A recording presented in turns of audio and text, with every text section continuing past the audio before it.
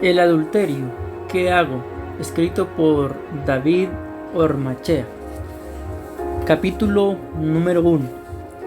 Nuestra pecaminosidad, una realidad innegable.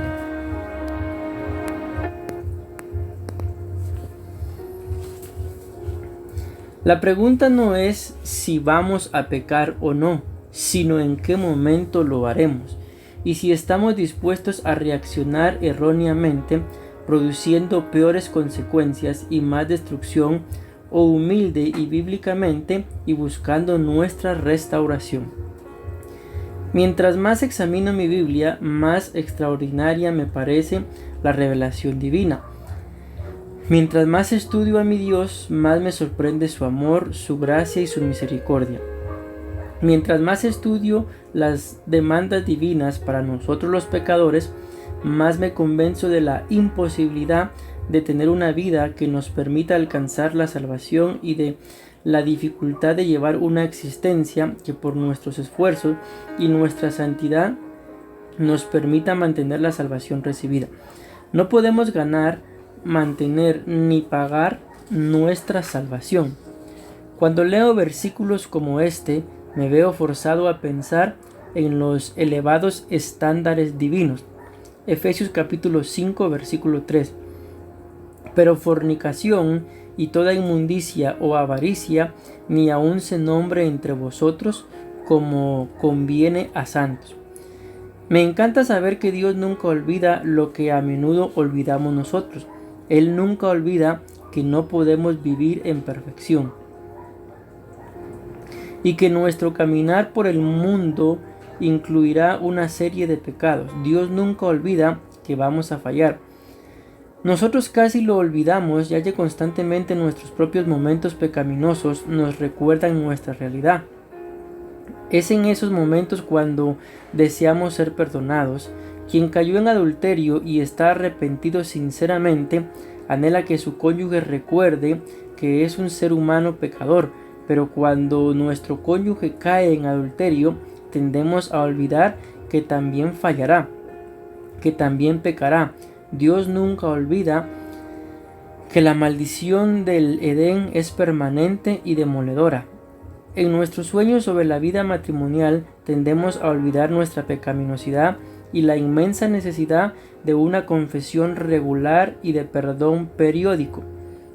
Mientras disfrutamos de nuestra espiritualidad, tendemos a olvidar nuestra pecaminosidad y en nuestros anhelos por tener matrimonios bíblicos, saludables y ejemplares, especialmente los ministros, olvidamos que tenemos que trabajar largas jornadas como producto de la maldición del Edén y que nos cansamos, casi olvidamos que tendremos tendencia a enseñorearnos de nuestras esposas y que ellas tenderán a tomar nuestro lugar de liderazgo y autoridad, que los deseos de la carne, los deseos de los ojos y la vanagloria de la vida nos conducirán a hacer lo que no queremos y a no hacer lo que debemos. En este libro, que nos recuerda nuestra humanidad, no solo hace un llamado a la santidad, es una obra que nos recuerda que sin Dios y sin su poder, sin los medios de gracia y nuestro esfuerzo personal, no podemos vivir en santidad, y que a pesar de nuestros mejores esfuerzos, todavía caeremos. Este libro nos recuerda que tenemos una naturaleza pecaminosa que se manifiesta en pecados en nosotros, los hombres, en una fuerte tendencia a disfrutar de las pasiones sexuales y la conquista de nuevas ideas, trabajos, automóviles, cosas y personas. En las mujeres, una fuerte tendencia a la vanidad, la búsqueda de la belleza, el deseo de poseer cosas bonitas, la fuerte presión a preocuparse por su figura para ser queridas y admiradas. Cuando limitamos esas tendencias a sabios principios y encontramos la satisfacción dentro de la relación conyugal, podemos tener una relación grandiosa. Pero cuando el cansancio, la depresión, la inmadurez juvenil, la crisis de la mediana edad, la menopausia, la maternidad, la vejez van haciendo estrago en nuestras vidas, nos convertimos en personas vulnerables. Nunca he visto un libro sobre adulterio escrito en español ni por un autor hispano. Es posible que exista y que no lo haya visto, o no he puesto la debida atención, pero no creo que me equivoque si me imagino que son escasos. ¿Se ha preguntado por qué? Cuando me hicieron la propuesta para escribir pasó por mi mente una ráfaga de pensamientos. Cuando acepté la propuesta, seguí pensando mucho más en el inmenso desafío que había aceptado. Sin duda, este es uno de los pecados más destructivos, uno de los que generan consecuencias más terribles y además es más común de lo que uno se imagina. Tiempo atrás, las editoriales me pidieron 3 títulos sobre libros que deseaban que escribiera. En algún momento conversamos sobre un tema que había estado trabajando, el adulterio. Cuando se concretó el pedido, precisamente los canales de televisión daban la noticia del triste rompimiento de votos de castidad del querido y respetado sacerdote Alberto Coutier.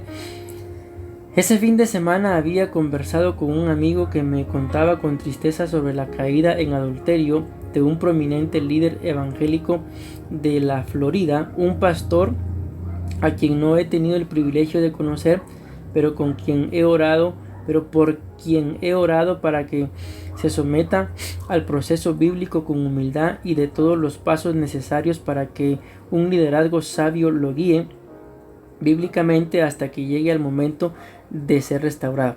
También justo unos días antes de entregar mi escrito a la editorial, apareció la noticia de la visita a su amante en Argentina de uno de los gobernadores republicanos de los Estados Unidos.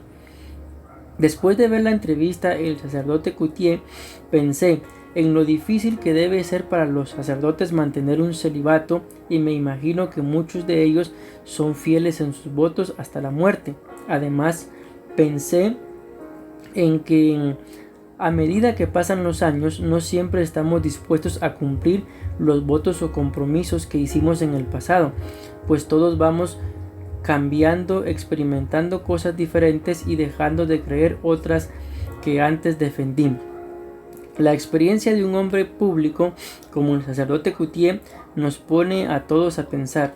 Vi a algunas personas condenarlo con cierto dejo de odio, lo que de ninguna manera es correcto, pero tampoco lo es no responder sabiamente después de haber cometido un acto de adulterio. Creo que cuando uno ha sido sorprendido en pecado y está arrepentido, es mucho mejor dominar su carácter y mantener una actitud de dolor, humildad y contrición debido al arrepentimiento. Algunas personas me comentaron que no vieron eso en él, aunque sí creía que el sacerdote expuso una buena explicación de su realidad. Ese tipo de entrevistas llama la atención bíblica, pero no creo que sea la mejor forma de enfrentar la situación. La entrevista mostró la realidad que todos vivimos. Creo que aunque tal vez no todos, la mayoría aceptamos que los seres humanos vamos cambiando y que nuestras combinaciones van en un proceso de transformación. Las convicciones del sacerdote cambiaron. Cuando joven creía que podía cumplir con el celibato y realizó su sincero compromiso, pero el tiempo y el enamoramiento le demostraron que no podía. Es fácil decir por qué cambió si tenía un compromiso con Dios, pero si pensamos que todos hemos cambiado algunas convicciones adquiridas en la juventud, podemos comprender más su situación. Es difícil preguntarse si habían cambiado sus convicciones y se había enamorado. ¿Por qué no renunció a su sacerdocio, se retiró de la iglesia y se casó? Eso hubiera sido lo correcto, pero como él mismo señaló, es fácil mirar atrás y criticar un error, pero es difícil mantener su compromiso de fidelidad cuando ha llegado al corazón una profunda y sincera atracción. El poder de la atracción puede movernos a ignorar toda convicción, y lo hermoso del enamoramiento puede llevarnos a todos a un terrible acto de rebelión. Las personas más consagradas a Dios podemos elegir la maldad en un momento de debilidad y ni usted ni yo somos la excepción. Las personas sinceras con grandes valores morales, los que amamos a nuestras familias, a nuestro cónyuge y a Dios, en algún momento nos dejamos seducir por nuestras propias pasiones. Nuestra motivación diaria debe ser luchar contra el pecado, aunque a veces pequemos. Nuestra actuación sabia debe ser arrepentirnos y restaurarnos bíblicamente todas las veces que actuemos de manera pecaminosa. Creo que las personas sinceras, los que amamos a Dios, aún la persona más consagrada que algún momento comete pecado, las buenas personas, los amantes de Dios, también somos seres humanos que fallamos. Y debido a que todos cometemos pecados y muchos anhelamos tener control de nuestra vida, en muchas ocasiones cuando fallamos nos preguntamos, ¿qué hago? Como consejero he escuchado esta pregunta en innumerables ocasiones. Se supone que debido a mi profesión debo tener la respuesta. Después de todo, para eso me busca la gente. Me buscan para preguntarme qué hacer cuando han fallado o cuando otros fallan. ¿Qué hacer para evitar pecar? Las personas me preguntan qué hacer cuando sufren, cuando reciben mucho dinero, cuando no tienen, cuando están actuando bien y cuando otros actúan mal.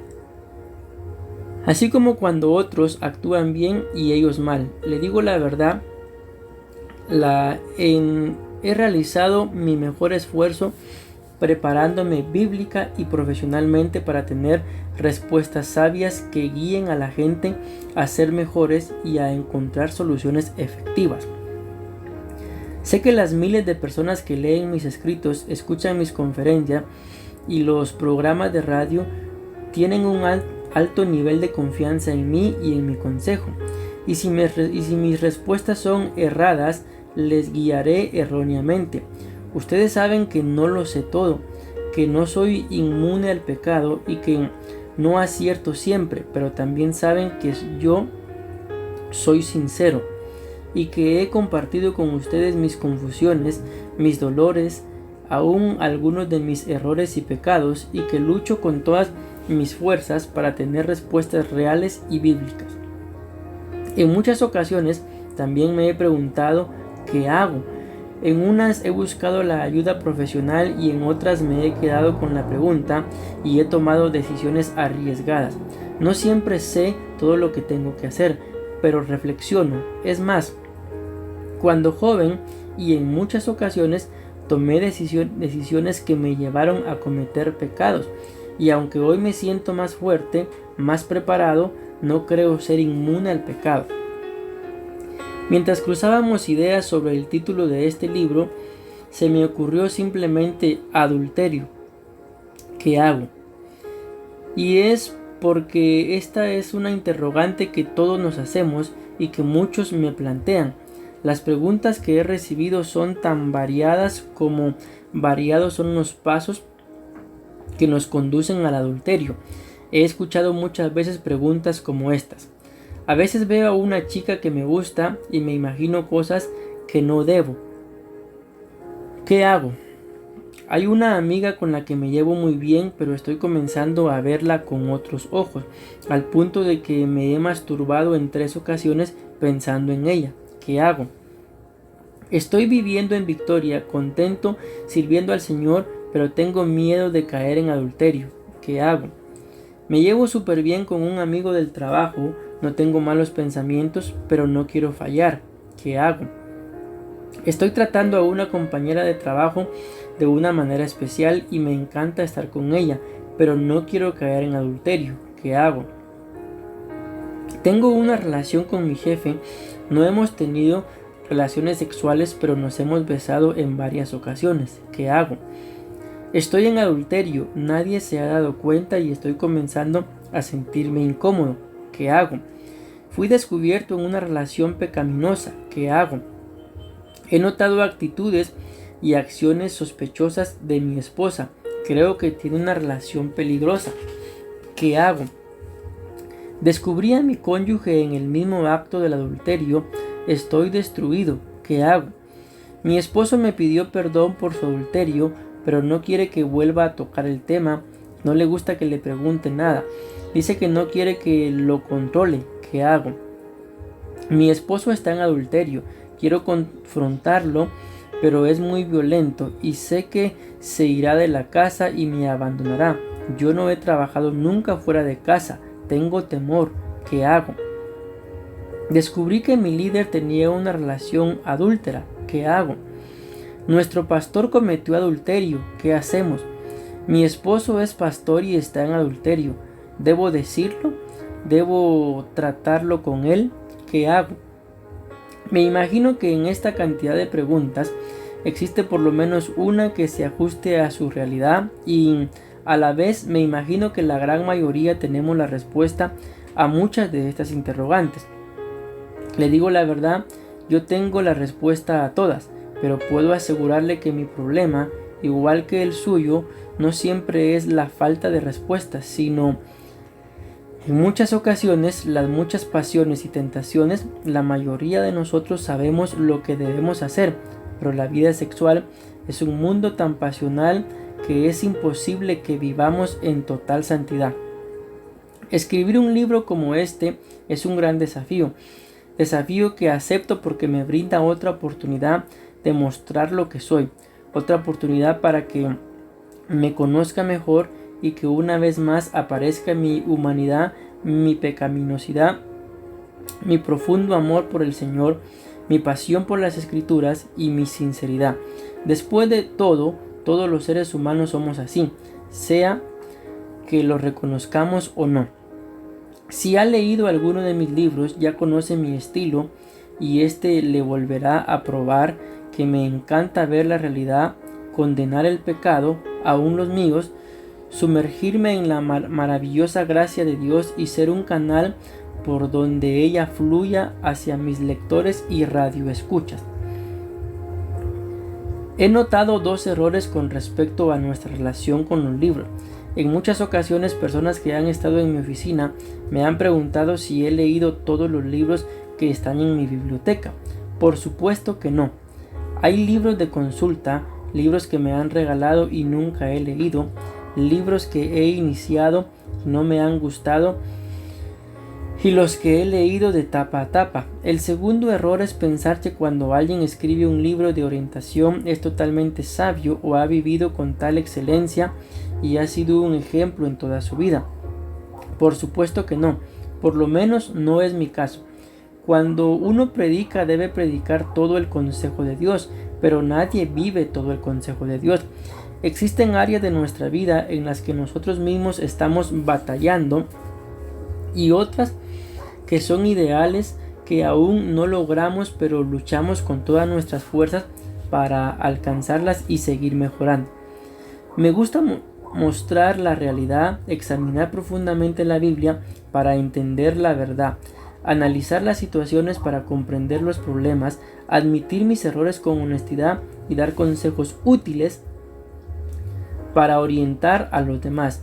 Yo escribí cómo ser padres buenos en un mundo malo, cómo disciplinar a mis hijos sin abusar de ellos y padre o progenitor, y en ellos admití que había cometido errores, había aprendido a corregir muchos y escribía para ayudar, pues no quería que mis lectores los cometieran.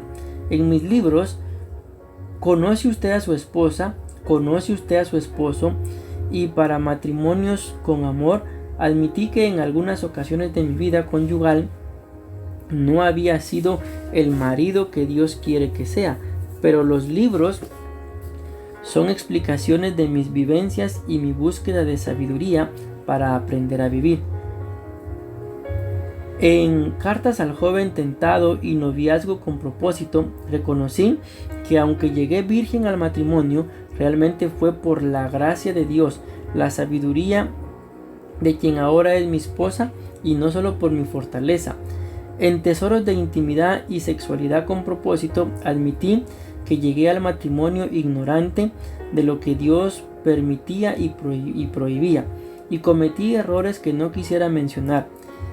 En el asesor familiar reconocí que en ciertos momentos de mi vida di consejos erróneos, aunque sin mala intención, pero igual de erróneos por mi falta de preparación. Mi libro La mujer, sus tensiones y depresiones me permitió enseñar sobre algunas cosas que no he vivido porque no soy mujer, pero que comprendo por haber estudiado y tener empatía con el mundo difícil que ellas deben enfrentar. Y finalmente, Cartas a mi amiga maltratada fue muy diferente. Nunca he experimentado la violencia familiar, pero tuve que investigar y orientar a las personas sobre los procedimientos y enseñar a dar pasos que yo nunca he dado. Durante años de dedicación a escuchar a las personas y orientarlas, he ayudado en pecados que nunca he cometido. He aprendido cosas que nunca he vivido y me he identificado con situaciones, pecados y errores que yo mismo he cometido y que con la ayuda de Dios y mi esfuerzo personal he logrado vencer. Como producto de la evaluación de mis pecados, virtudes, defectos, desafíos, problemas, éxitos y derrotas, y de las mismas realidades ajenas, y como resultado de mis escritos y la aplicación de no todas, pero muchas de las cosas que he enseñado, hoy soy mejor padre, mejor esposo, mejor pastor, mejor amigo, mejor consejero, mejor conferencista y mejor escritor. Ahora tengo frente a mí esta nueva tarea: escribir sobre uno de los pecados más destructivos, sobre una de las situaciones más difíciles de vencer y sobre un pecado que no creo que existan muchos seres humanos que no lo hayan cometido. Si yo le dijera que no he cometido pecados sexuales, mentiría, y estoy seguro que no me creería. Si le revelo todos mis pecados, usted se sorprendería, así como yo me sorprendería de los suyos, y creo que de ninguna manera le ayudaría. Pero si le digo que soy un ser humano pecador, con un corazón engañoso, con una carne que me lleva a hacer lo que no quiero y una naturaleza pecaminosa que me crea problemas para hacer lo que quiero, entonces pensará que soy una persona honesta y creíble. Por ello, mi labor como teólogo, como intérprete de las Escrituras, como orientador, es mostrar nuestra realidad, nuestras debilidades, el consejo sabio de la revelación divina, la exhortación amorosa y firme de nuestro Dios, la disciplina y las consecuencias que experimentaremos, los pasos necesarios para la confrontación y el perdón y la gracia divina que nos permiten nuestra restauración. Y ahora, manos a la obra. Entre relatos bíblicos, procesos lógicos, detalles técnicos, experiencias propias y ajenas, así como consejos divinos, entregaré la orientación para todos los que debemos batallar con nuestra naturaleza pecaminosa, para quienes deseen tener herramientas para luchar por evitar pecar, para quienes estén en pecado o a punto de caer, para quienes hayan fallado, se hayan arrepentido y busquen restauración, y para quienes sufren la angustia y el dolor por ser víctimas del pecado de un padre o cónyuge que fue vencido por sus pasiones y no pudo soportar las tentaciones. Mi intención es relatar nuestra realidad y mostrar qué debemos hacer cuando nos encontramos en muchos de los casos que he mencionado. Ni se imagine que no estoy dándole importancia a un terrible pecado como el adulterio. Tampoco quiero que crea que mi vida sexual es perfecta y que tengo derecho a condenarle. Lo que sí anhelo es que entienda la realidad, que reciba ánimo e instrucción para luchar con más fortaleza, adquiera mejores herramientas para ser menos vulnerable, reciba consolación y restauración si ha fallado y sepa qué hacer para actuar con sabiduría, amor, energía y ecuanimidad cuando haya sido la víctima y esté sufriendo las consecuencias de algún acto de pecaminosidad. Este ha sido el primer capítulo del libro de David Ormachea, El adulterio que hago. El capítulo lleva por título Nuestra pecaminosidad, una realidad innegable. Si Dios lo permite, en los siguientes días estaremos grabando y leyendo el segundo capítulo, el cual lleva por título Cualquiera que codicia a otra persona.